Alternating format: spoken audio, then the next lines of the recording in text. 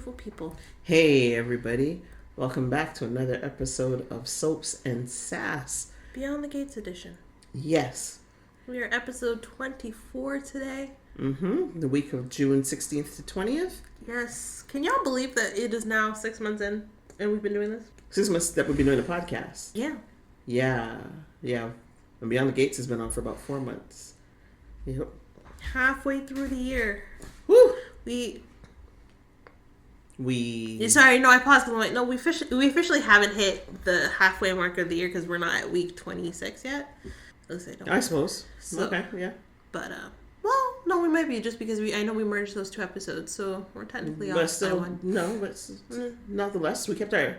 Oh, yes, right, because we skipped an episode number. Yes. You're right. So technically we're week 25, even though this is episode 24. Episode 24, yeah. So, but either way, we're about halfway through the year, so we're halfway through this podcast. Yay! Dang, how time does fly. Indeed. So before it flies away and we run over our time, let's jump right into the podcast and the recap. A little bit of a new format. We're going to try to keep it much more concise. Right. So we have more time to talk. Yeah, this podcast will take less than 3 minutes. Yes. Or not podcast, I beg your pardon, the recap. We want the podcast to take, it's time. Some conversation time. Right. So, sorry for the switch up again. I'm like, I know it's like... We get a system and then we switch up the system and... Well, because we continue to improve. That's how things work. You want to improve it and keep people coming back. Fair enough. And, in order for them to keep coming back, they need to know who we are. Right. I'm Mama Sass. And I'm Baby Sass. All right. Let me jump right into the recap, shall I? Go ahead. All right. So this week we have Vanessa playing a high-stakes game with Joey. Ashley and Derek's relationship status changes. Martin's past comes rushing back and Naomi confides in Andre. That is what happened on Monday. On Tuesday... Vanessa comes to terms with what she's willing or not willing to sacrifice for Doug. Smitty urges Martin to seek treatment for his hallucinations, and Danny and Andre make a stunning confession. Ooh. On Wednesday, Andre gives Ted relationship advice. Chelsea and Madison take a big step in their relationship, and Bill's recovery leaves Haley with more questions than answers. On Thursday, Kat has high expectations for Tomas. Naomi vows to help June recover her most cherished possession, and Smitty's investigation threatens to expose secrets. Expose? Expose.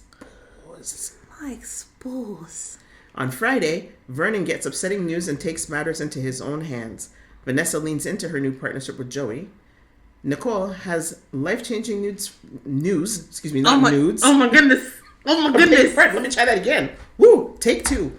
Nicole has life-changing news for Ted, and they talk about their marriage. Martin confronts a ghost, and Smitty speaks with Jacob about his discovery. That is the week that was. See, and I'm quickly going to go... so that's the recap of the week, and I actually like this format better, just quickly going over Right, and I think it was less than 3 minutes. Woo! Go me. For sure. I will say the one thing that you said about Friday where Nicole has life-changing news for Ted. I'm like, I don't know if it's life-changing. I know he's not happy about it. I wouldn't say it's life-changing. It's not like she says, like, I'm dying and I gotta switch up my will. Fair enough. But I would tell it's more not news he wants to hear. Not life-changing, just news he wants to hear. That is fair because these are not my words. I took them from the synopsis that they had for the episode. I figured that was faster. Yeah. So except for Friday had some editorializing in there. Mm-hmm. But that's basically what happened this week. So let's talk about which one you want to talk about first. Which storyline you want to get into? I wouldn't even say it's storyline. Okay, you know what? Actually, that's not true. Can we go into Martin's past and ghosts and shady white man? Mm-hmm.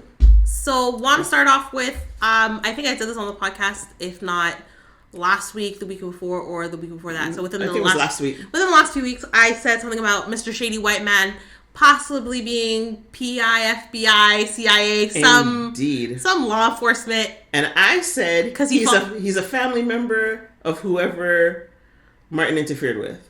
And Mom caught it pretty much right on the head. She hit that nail right on the head unknowingly. Because it was revealed in Friday's episode that Shady White Man is the brother of some guy. Which sounds like he died. Right. So from what I'm gathering, based off the information that Mr. Shady White Man, or who we now know as Kenneth, because he has a name tag. Oh, right. So Martin got into a situation 2 years ago on a dark highway on a route road somewhere. Mm-hmm. It was a dark and stormy night. Basically, probably without the storm though. But yeah, Martin was driving. Had a flat tire. And was changing it. And apparently, he had his fancy vanity plates. Right, to say he was a congressman or whatever. I'm guessing... So I guess Kenneth's brother was trying to rob Martin, and Martin was holding the tire iron and hit him in the head. Something for self-defense. Agreed, because based on the conversation that Kenneth had with Martin, I'm calling him Kenny now. No, Kenny makes him too friendly. He's sinister. He will use his whole name, because you know what? When you do dirt, you end up in the paper, and they got all three your names. So Kenneth, you can call him Kenneth Shady Caucasian if you want. Anyway, Kenneth the Shady Man. Yes. Based on what he said and based on the conversation with Vernon afterwards, it sounds like Martin was changing his tire, and these two stupid heads, to use a technical term, which makes sense because he's like, he's like, you don't recognize me, but he said the voice is the exact same. Yes, and Vernon said, well, he started something, so who is he to come and try to blackmail us? Right. When he's the one that started the whole situation. Yeah, so I think it's entirely possible. So maybe they tried to rob him. Maybe they tried to rob Martin. And that's what I'm thinking. It's like they tried to rob Martin in self-defense because, again, Martin's holding a tire iron because he's trying to change the tire. Might have whacked Kenneth's brother a little too hard in the head, caused him to instant kill him. And, somehow Malone and Chief of Police Hawthorne show up, get Martin out there, and they're like, look, we can cover this under the rug. Yeah, and I don't understand. Well, then again, I mean, plot points and all that, but why is that the go-to? I don't know. Because I'm like, because based off what I'm getting, and this, again, total speculation, and some of the flashing images, it's like, Martin did what he did in self-defense. It wasn't, and he might have used a little too much lethal force, but self-defense, and why you bury it under the rug, I don't know. But it's like, go to jail, or, Or, is it the scandal that it brings on the family? Like, it's a congressman, so it's like you got the congressman. You worried about your career? I don't know. I don't know either, but... So, yeah. Based on the little I know, I already have an opinion. It's like, I don't know what y'all were thinking. I don't know if that will change. But why don't we talk about Kenneth Shady Man's behavior a little bit? Because writers, y'all were wrong for that. Y'all were wrong Very for that. Wrong.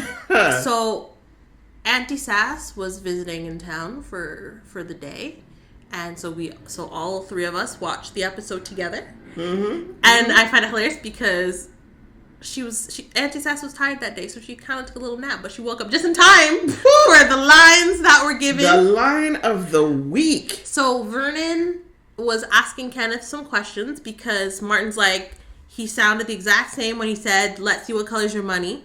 And so Vernon's like, well, let's see. So he's asking him some questions to try and get the cadence, the voice, and all of that. Find out what he knows, if he knows anything. And so Vernon asks Kenneth, like, do you recognize us? Do you have you, like, whatever? Have you seen us outside of the club anywhere? And Kenneth decides that the wording he should use is, you all look the same. No, because I wrote it down. I wrote it down. Okay. Kenneth, a.k.a. Shady McSketchy, is what I called him. And yes, I got some tone and some bass in my voice because I was so... You know that thing where you're sitting there minding your business and you hear something offside, you sit up straight.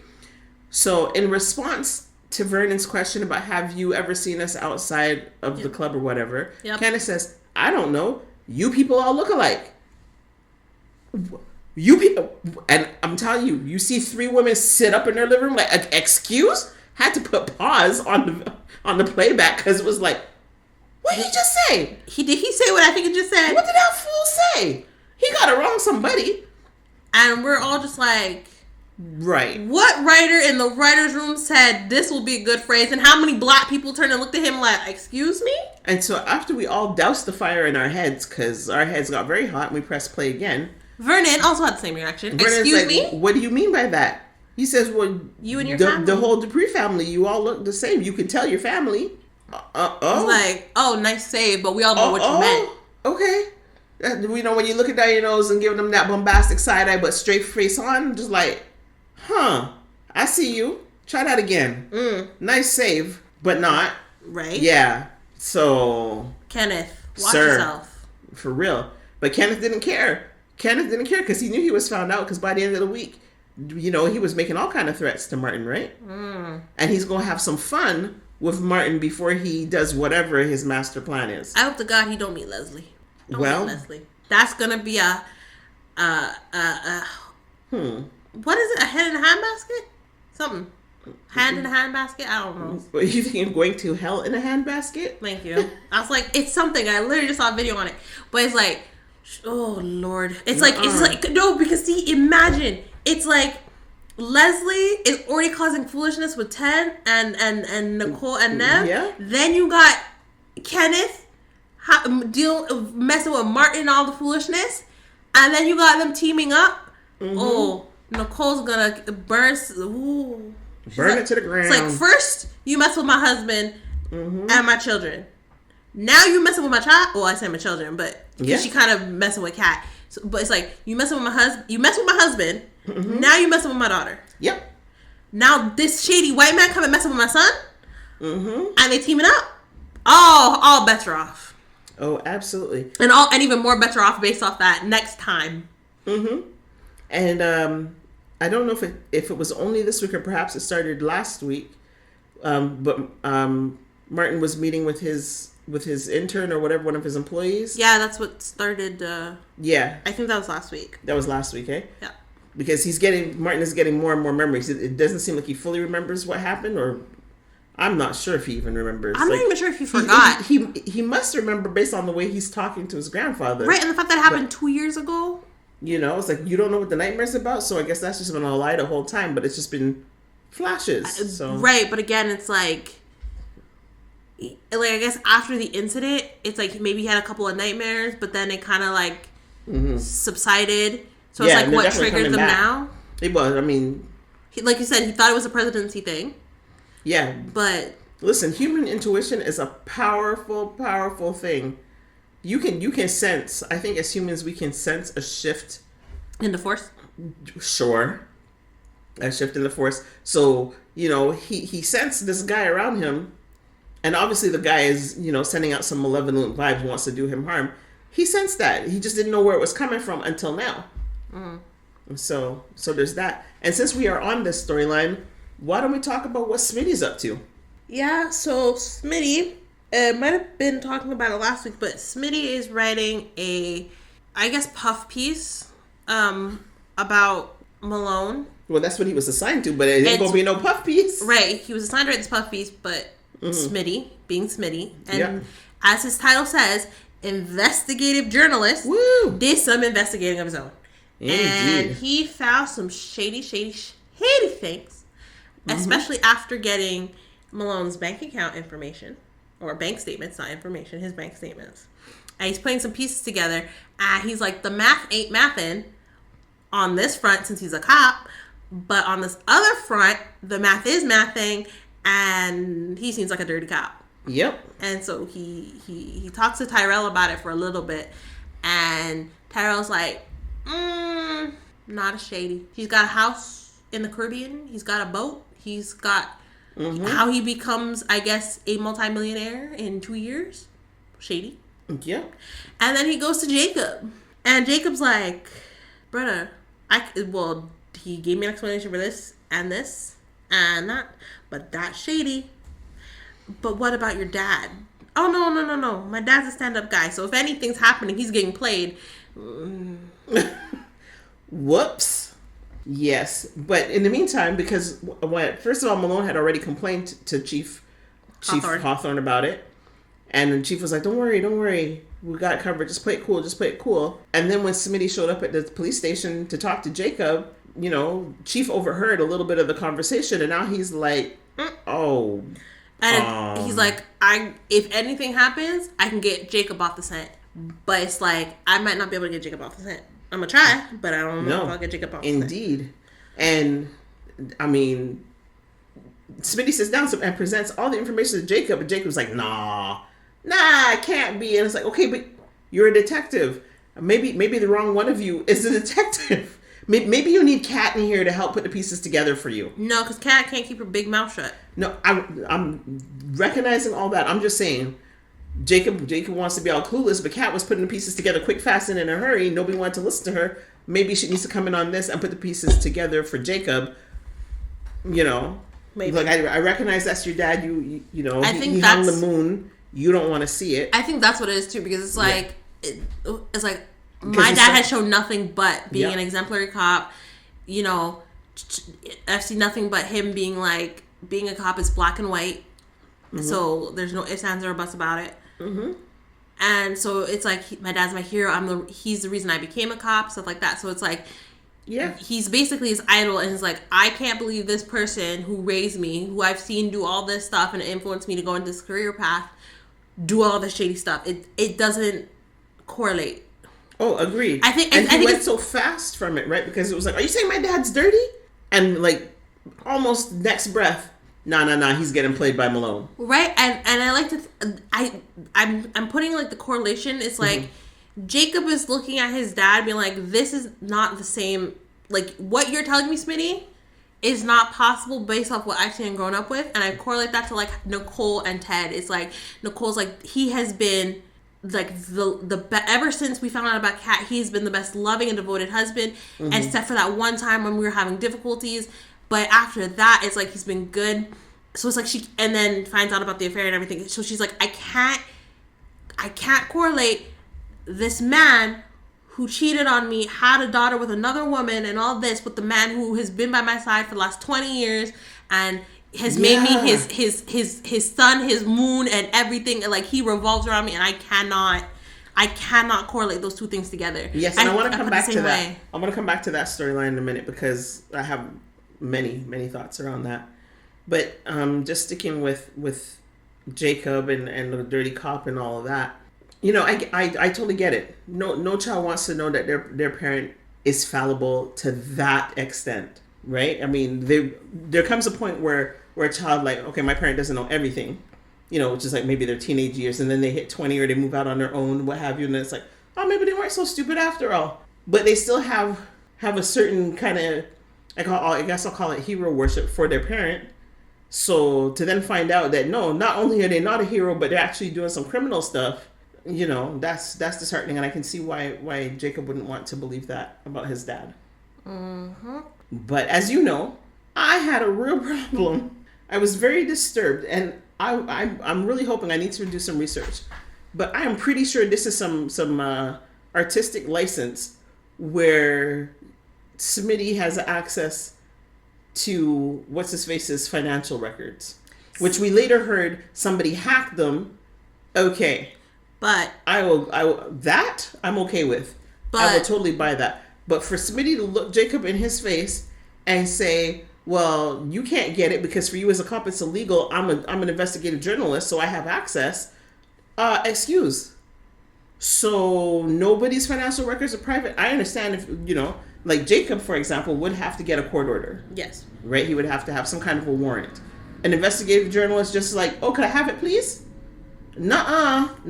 I don't know what y'all are doing over there in America. I think it's one of the things with their like constitution and amendments. I don't even think so. I think that's some artistic license.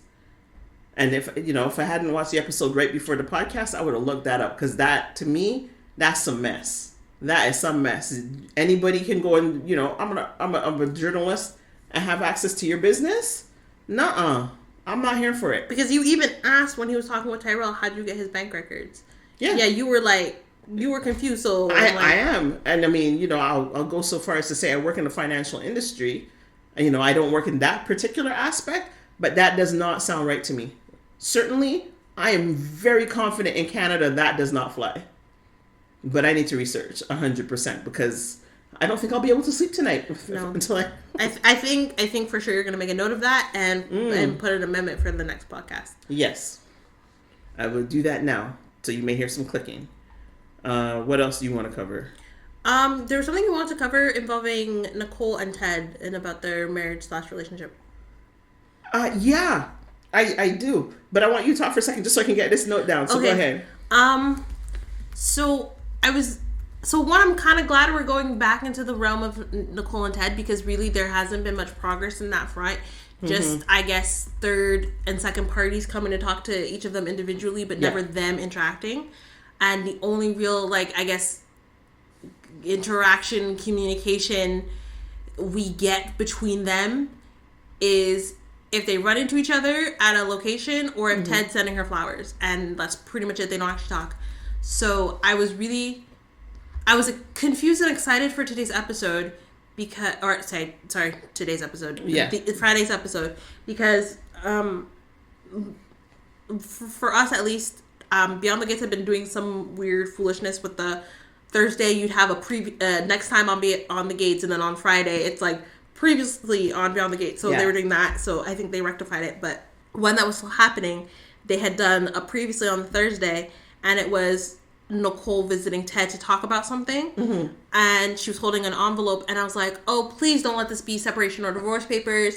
Yeah. Because even though technically they're separated, it wasn't clear if they were separating themselves or legally. But from the sounds of it and the fact that Nicole said she's talking to their lawyer, sounds like they're legally separated. Yeah, so Nicole has shown up to Ted's office to talk, and I was like, oh, please tell me she's here to actually talk about the situation, or, you know, say, like, I want you to come home. Like, we're not going to, sleep in the same bed, but I want you home or whatever. And that's not where it went. And she's like, oh, I talked to our lawyer, and we need to work out some things about the trust and everything. I'm like, oh no. This is just a step before she comes in saying, I want a divorce. I was like, no. Thankfully, that's not necessarily the situation. Just, dealing with financial stuff and medical proxies and whatnot. And I'm like, okay, no biggie. But I like how Ted, like, even though Nicole's very focused on what she wanted, Ted was like, let me come home. And she's like, Ted, and he's like, we don't have to sleep in the same bed. I will sleep in another room, but let me come home so we can at least see each other and move closer into working on our issues. And Nicole's like, I'm not ready for that. It's like, believe me, I miss you and I want you home, but I need to heal and I cannot get past certain things yet. So I need us apart. And she did say, she's like, I want you to come home. Just not now, not yet. Not until I figure things out. Well, she said something super key for me that I like the way she called it out. She said, you're trying to save our marriage, but I'm trying to save me. Like, just a beautiful way of expressing just how hurt she is, and she even asked him, what do you, he said, when I look in the mirror, I'm reminded of what it is I've done. And she said, well, what do you see when you look in the mirror? He says, oh, I see the man that hurt you. And she said, when I look at you, I see Leslie. I can't even see you anymore. Right? It's just this big, overwhelming pain, basically, is what she's saying. Right. And again, I thought that was really, really eloquent because you could see, and so one thing I love about how this relationship is being portrayed, they listen to each other. He heard exactly what she said. He heard, I think, even some of the things she didn't say, like the level of pain she's feeling, because he immediately was like, I'm backing off, right? I understand if I push this is going to hurt you more. Right. So, it's okay. It's like I hear you saying, it's like, you need to do this, and this is what you need right now. So, you know what, let's get it done. As much as it's not what I want, I don't want it to be because he even said, look at us. We are here doing this financial stuff. It's like the next step to, or the first step to whatever a proper separation, divorce. He's like, I'm not going there. I'm not having it. And he's like, it's killing me that this is happening with us right now. Right? But notwithstanding, he heard her. It's like, she wants to get to where he is, but she's a few steps behind. Right. And so I really respected the fact that he backed off and said, okay, you said this is what you need, and I will do I'm going to give it to you. But I also think if she pushes it too far where it's really looking like we're going to end this marriage, I think he will put, he put her first. He'll push back. No, I don't. Oh. Yes, I think he'll put her first, even as he pushes back. Right. Because he's not ready to give up on the marriage, and he doesn't want her to be. He's not going to make it easy for her to do that. And I'll say two things, but the first thing is I like how he mentioned, and he referenced this again. He said, I want to give you space as you requested and respect that, but it didn't mean that I wasn't going to push for us to talk and whatever. Yeah. He's like, I'm going to give you the space you need, but I'm still going to respectfully push and try to get you to talk to me without, pushing too hard, crossing boundaries and everything. It's like, just to remind you, I'm here. I'm ready to talk. Exactly. So it's like just that. And I think the flowers is what that was. He's like, I don't want to constantly show up where you're at and remind you physically. It's like, I'm here. Hello, can we talk? It's just like, I'm thinking of it's like, here's the flowers. Here's my apology. Here's just, words of affirmation or whatever he's writing in the cards. Because aside from that one bouquet of flowers he sent, we don't know what he's saying in these notes to her. Yeah. What I do think is a little sad because he's like, she said to stop sending the flowers because she just gives them to the nurses, which I think is sweet. Yeah. But it would be nice if you took at least one home. Yeah. Well, this is it. And I actually thought he was sending them to the house until she said, nope, that's not what's happening. Right. Yeah. But the second thing is, where you were mentioning, he doesn't want to get divorced, but he's still going to kind of push back on it, but eventually, he push back, but also give her the respect and everything. It makes me think of what you told me and my sibling about when you and dad were getting divorced. Mm-hmm. It was very clear that dad didn't want the divorce, and he was trying to figure out what to do to fix it, and even you were too. But eventually, he's like, this isn't working, and just gave in, even though I'm assuming he still didn't want it. Yeah. So it's just interesting. Yeah, because it's a hard thing. It's a hard thing to be in that position where, it's not like a dire situation, but you just don't know. You don't know how to fix it, or the things you've tried just haven't worked, and sometimes, maybe that space is what's required to get things back. So yeah. What I was gonna say earlier when you were speaking, what triggered a memory in me with respect to Nicole is I'm a little bit struggling. I see her point, but I think she's missing a key element, right? Or at least it seems obvious to me as a viewer, and obviously never having been in that situation, it's hard to say. But the thing is, okay, so Ted obviously was in the relationship with Leslie. He was in the relationship with his wife simultaneously, right?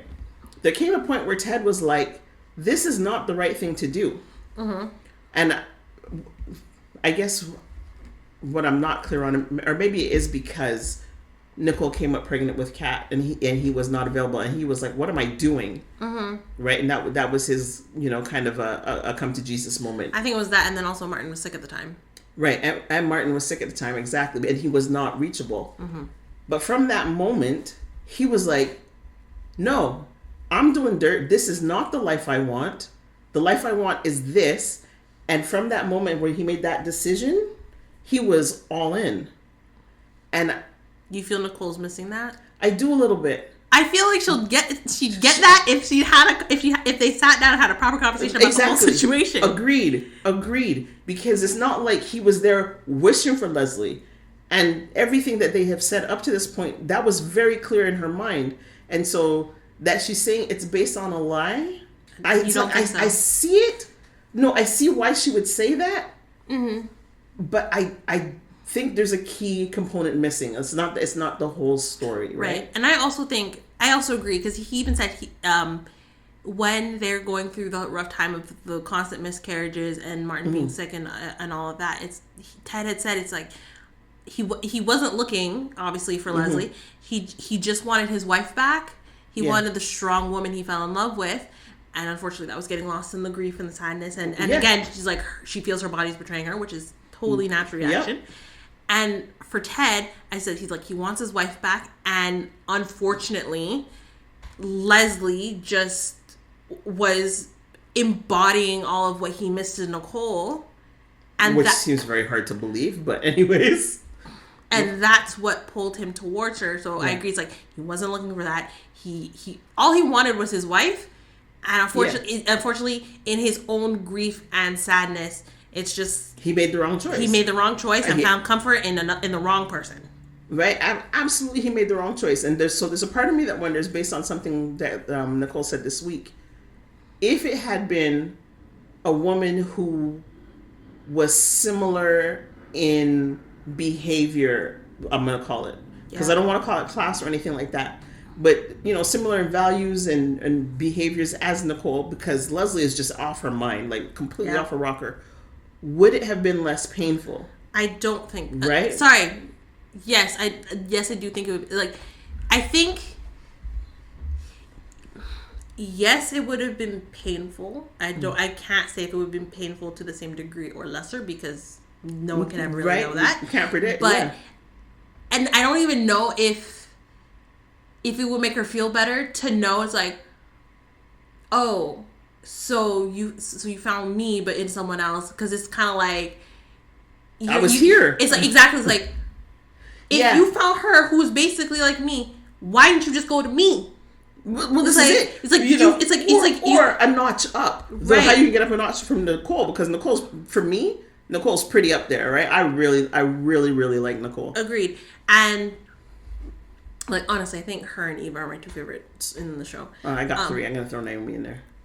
But I also I will throw this in because I was thinking it earlier. I don't think the previous actor who played Ted would have done this the same way as the current. No, wouldn't have. It's almost like I think because also he would have been like, Nicole, I love you.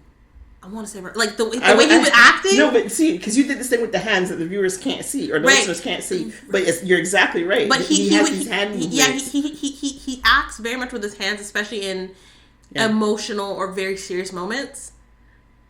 I know I talk the same way too, but I'm sitting, so. So previous Ted would have done it in a very certain way that I'm like, it wouldn't elicit the same emotion and the same sympathy, maybe not sympathy, but more the same, I guess, importance. Okay. As this Ted is portraying it as, because I sometimes I find actors who act but use their hands very much. Mm-hmm. Like a certain actor on General Hospital, I find it can be very distracting, very annoying, and very just like so impersonal. Okay, it puts too much distance for you. Yeah. Okay, but the previous Ted wasn't doing it as much.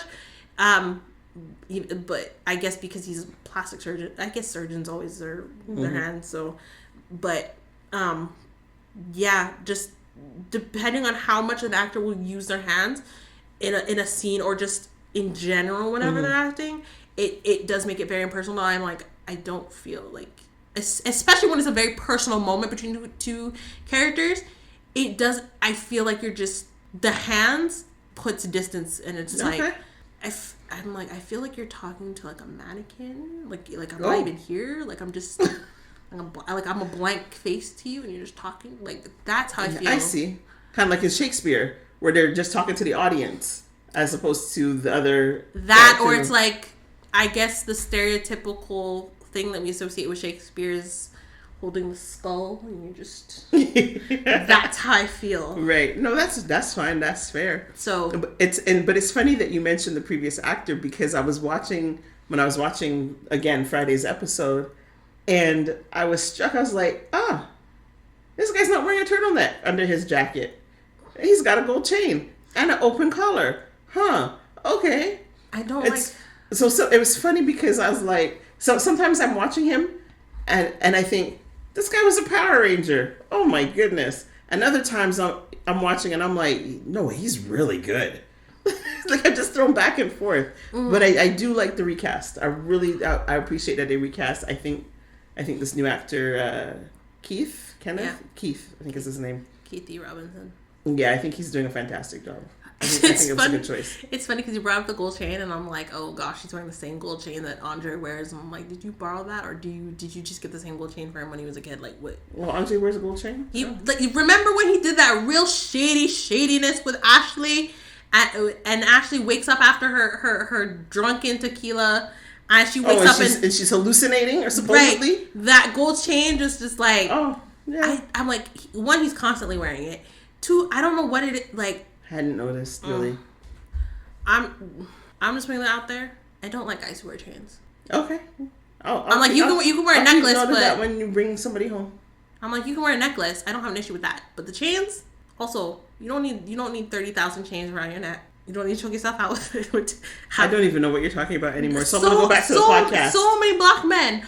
I say black men. So many men wear like 2, 3, 5 chains around their neck, and it's like, are you trying to choke yourself out? Why do you? Okay, because women don't do that. But I'm gonna go back to the podcast. It's different when women do it. If you say so. Because they're not thick.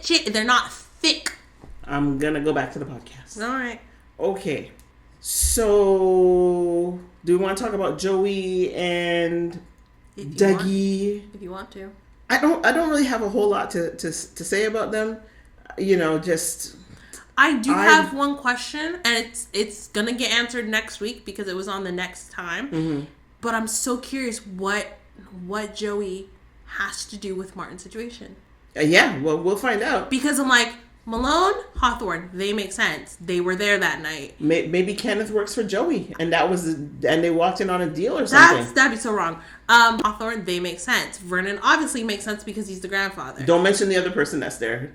Don't. Bill makes sense because Bill's been holding it over his head. Don't say anybody else. I wasn't gonna say nobody else, but I was gonna like, Bill makes sense because he keeps going to Martin about, you know, you need me. And I'll be honest, I didn't see Bill in the preview. I saw somebody else. They were in Bill's office.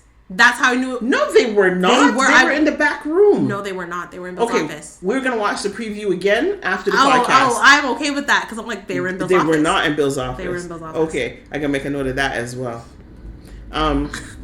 My mom, I don't know why you doubt me because you know I'm very observant with things. I do, but I think you missed on this one. But we'll see. You want to put a nickel on it?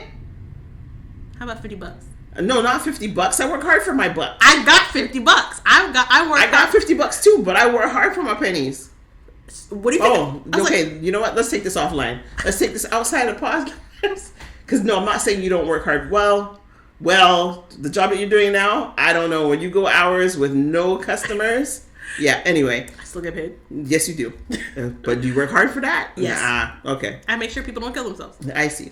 Anywho, what I was gonna say. So there was a conversation between Doug and Vanessa, and Doug is for that comment. Well, this is it. He just strays all over the place at Vanessa, and I'm thinking to myself, but Doug, you understand you created this situation.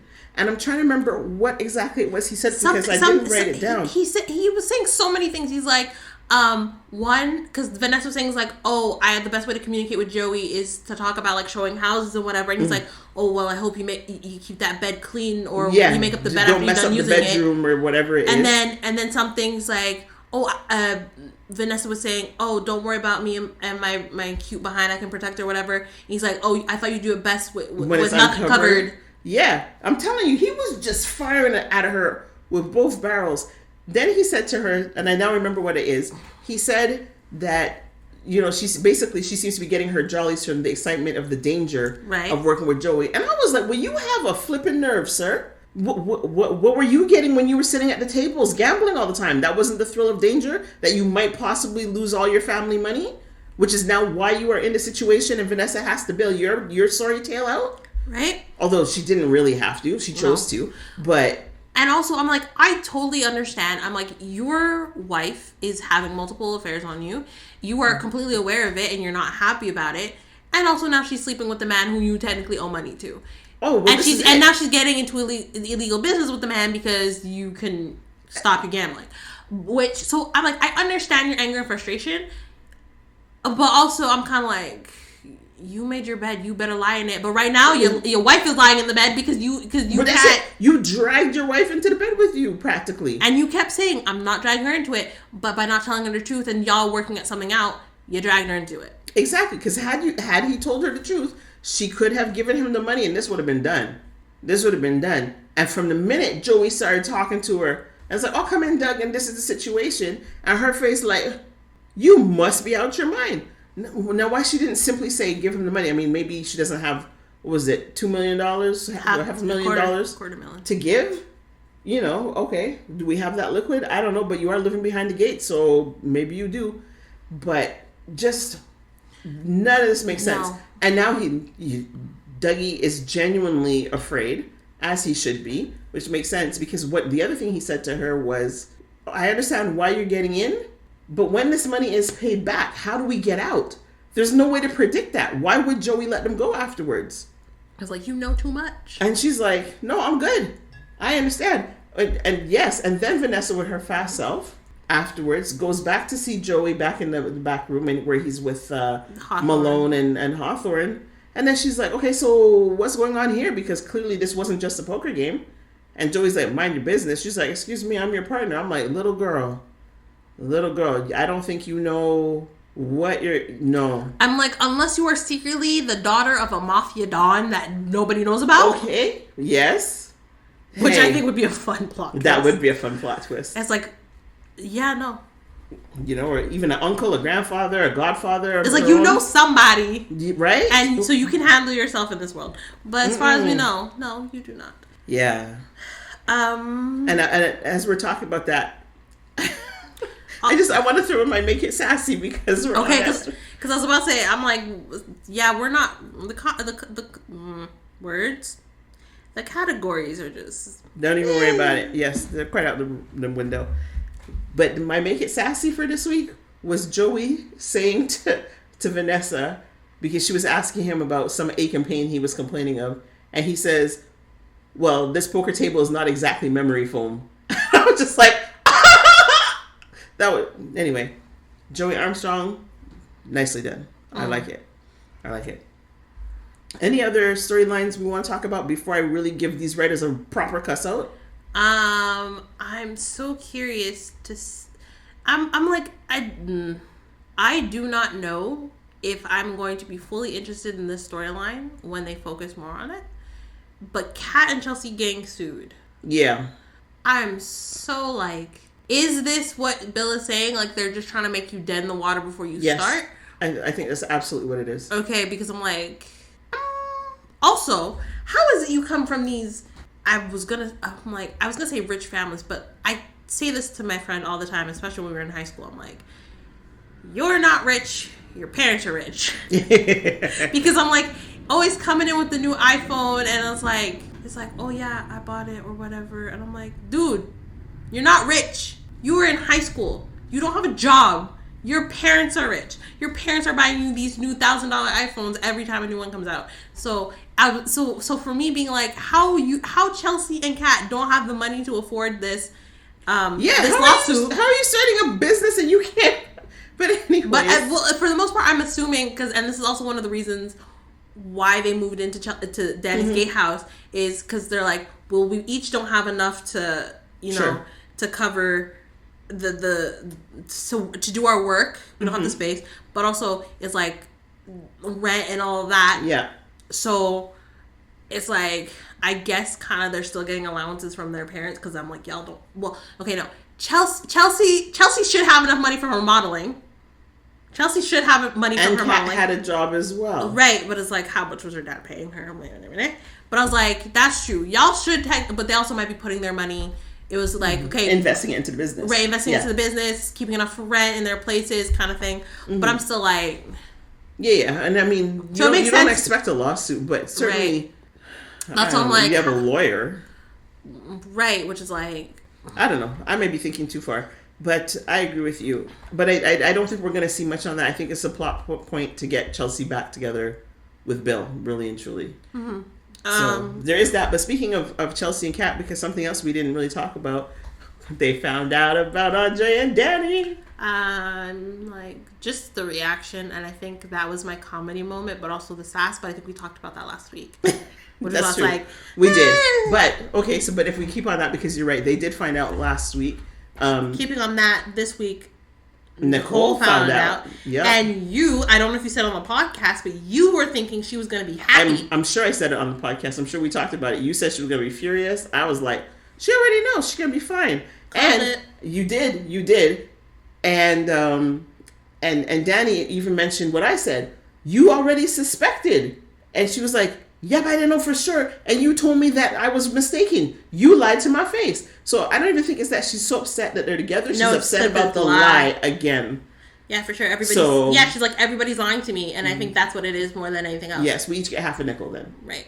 We're both right. But I will. You're right, she's upset, but I was right. She wouldn't be upset about them being together. I will say this was a comedy moment for me, and it wasn't even what was going on in the it tied into the show, but it was more what Auntie Sass said to you that you didn't even react. Go on. So Auntie Sass is here, she's watching, and the interaction between Nicole and Danny when Danny's telling her about Andre, and Auntie Sass says something along the lines of, "It's okay, Danny. I know what it's like to have your sister like annoyed or upset or just furious with you, and you were just so not paying attention. You were doing whatever you were doing." I didn't react just because I'm like, that's none of my business. I'm not making a comment on that. And Auntie Sass was like, just like, you didn't react, like to Mom, it's like, you didn't hear what I said, you didn't react because you were thinking of something that she had said before about the clothes. And then she looks at me, is like, and you didn't react. I'm like, I did not feel that I should have reacted. I reacted in my head, and that was a Kermit sipping his tea as that's none of my business. That was my reaction to why I didn't react. And I'll be honest, you're right. I did not hear what she said. But even if I had, not sure that I would have reacted, because Auntie Sass says a lot of things for reaction, and I'm not about to give her the satisfaction, because that's my prerogative as the older sibling, to not give satisfaction and torment my younger sibling that way. That's the exact opposite of what older siblings are supposed to do. But okay. No, we get to choose, because we're older. Okay, that's what you think. Okay, and then very briefly, storyline we don't care about. Ashley and Derek's relationship is in the toilet. Okay, so let's move on. Yeah. You're gonna talk about it, aren't you? No, I'm not. I'm the only thing I will say about that simply is Derek is a twit. I'm like, I was just confused. I'm like, he's helping Ashley, but then he breaks up and kind of like he was all over the place. It didn't make sense, and the fact that he couldn't understand is like getting married does not fix the situation. But that's all I'll say on that. What I really want to say was I'm giving Make It Sassy to Shanice, because when Shanice came over for Bill and his physiotherapy, it was just like, yes. Oh my goodness. All the shade. Absolutely. Also, Bill, you are not funny. You are making comments about your mortality that are not funny. And Haley was not here for it when he bought a Naomi $10 million life insurance policy. Haley wasn't there for it because it's like, what do I not know? Yeah. Right? And Naomi wasn't here for it on the whole, something about death and whatever. And it's like, no child wants to hear their parents say that. Noted. Because I'm pretty sure you have made jokes on that. And yes, I know. Yeah. That's why I'm trying to stay quiet in my corner. So, okay. Do you want me to go with my hero of the week? Or do you want me to go with my what had me hot? Because the what had me hot could go on for a minute. And I think we're getting close to time. Yeah, we're about 15 minutes in. Okay, so let me go with my hero of the week. I'm giving it to Jacob and Naomi for getting back June's stuff. She just wanted the picture. I can't wait to find out what is the significance of that picture. I still have in my mind that she's Andre's mother. I just can't remember. I just can't see. I can't see how that's going to play out, because I don't think she's that old. Well, but I know. He and Nicole had been together for 30 years, and we're like, what? Yeah, I know. So I don't know. I don't know either. But I will say, the actress who played June did some beautiful acting when she was digging through that box. Yes, and when she did. Oh my goodness! It's like, no, I appreciate you trying. Like, okay, so this is here, and these are the pants, and she's like, it's got to be in the box. It's like, please, okay. Lord, I just need one thing, and she's getting more and more frantic as she's going through the box. Even though she's like, I know I'm hoping for too much. What her words are saying are not what her body lining up with her reaction. It was fantastic. And then she found the picture, and it was, just the joy on her face. That was really all she wanted. Mm-hmm. So, kudos to Jacob and Naomi for fighting for that. Yeah. Do you have a hero you want to talk about? Okay, then I'm going on my rant. You see you people over there in the United States, and you want to talk about a West Indian thing?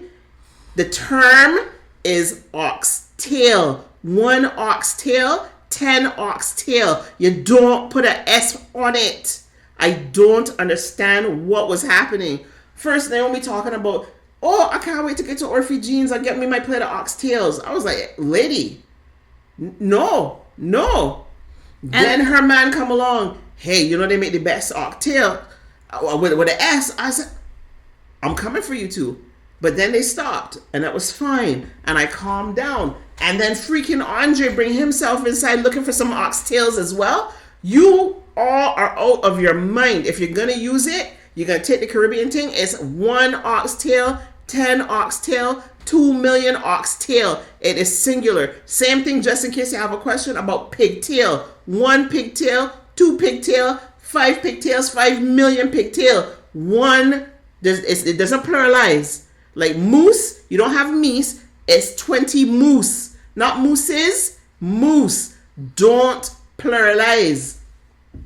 I hear you on everything you just said, save for the moose comment, because it technically mooses are all the plural of moose. It's like octopus. Octopus, octopi, octopuses are all the plural of octopus. Just because you say it wrong don't make it right. It's in the dictionary. Listen, just because it's in the dictionary don't make it right either. They got bootylicious in there too. What are you talking about? That's a question for Fergie. No, wait. No, Destiny's Child? Thank you. Sorry, I was like, somebody was singing about bootylicious. Oh my goodness. Fergie was singing about lumps. Just because they put irregardless in the dictionary, that makes it a word? Look, listen, okay. I understand that language evolves. And the English language is the most complicated of all the languages. It is. I get it. 1 oxtail, 10 oxtail. I think I've been clear. And you know what? I'm going to go on a little bit more rant because I'm talking to you Americans out there. Plantain is plantain, not plantain. Stop talking about it. If you can't say it, don't talk about it. What about those in Africa?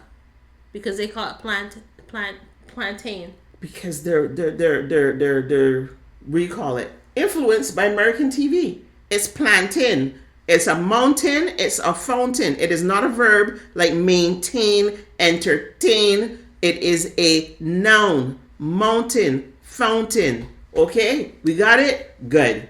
I think I've been clear. Okay, so off of all that, I think that's a good place to start because I'm all right. What happened to you? So I felt like something was crawling on me. Oh my goodness. She's going to jump scare me. Okay. But you're right. That is a very good place to end for the week. I'm sorry we're ending on such a hot note in terms of... it needs to be hot. Don't play. So come back next week for a lot more soap, and I guess Mom will have a hell of a lot more sass, especially if they come back with the S upon the oxtail. Are you gonna be good? Your eyes are popping out of your head. You look terrified. I don't know if you saw me earlier, but I was kind of giving a little quiet question to God. Yes, I saw that. It's like, will I be safe in this situation? I saw that. You still looking scared, but it's all good. You safe. You know it's oxtail. I taught you right. So, that's okay.